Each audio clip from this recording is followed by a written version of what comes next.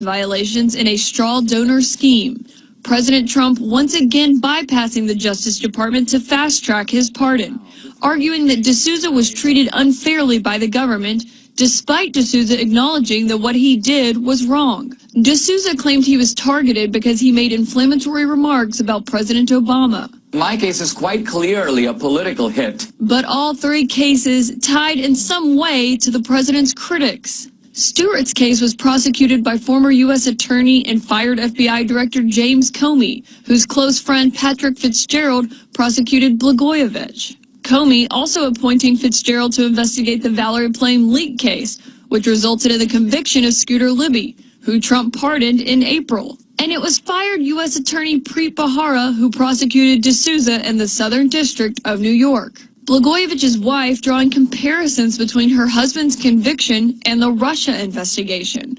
These same people are trying to do the same thing that they did to my husband, just on a much larger scale. You know, they were emboldened. They took down a governor, and now they've got their sights much higher. Critics arguing the high-profile pardons could be a signal to the president's allies who are under federal investigation, like his personal attorney Michael Cohen and his former campaign chairman Paul Manafort, who has pleaded not guilty to multiple charges. The ranking Democrat on the Senate Intelligence Committee, Mark Warner, tweeting, "The possibility that he may also be sending a message to witnesses in a criminal investigation into his campaign is extremely dangerous." The White House denying the pardon is any kind of signal. Each of the president's actions on pardons or on other things should be judged on the merits, looking at the facts and the circumstances surrounding that case. The president felt it was merited.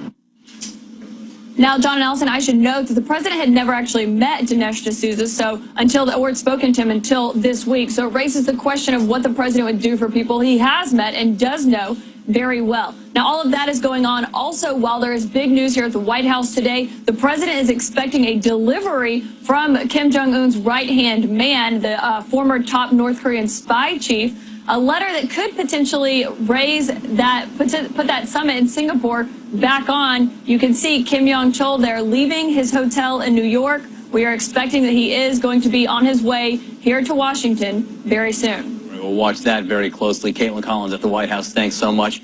Back with us, CNN political analyst John Avalon and David Gregory. You know, Caitlin raised the question, is this some kind of signal? Are these pardons some kind of signal to people in the Russia investigation?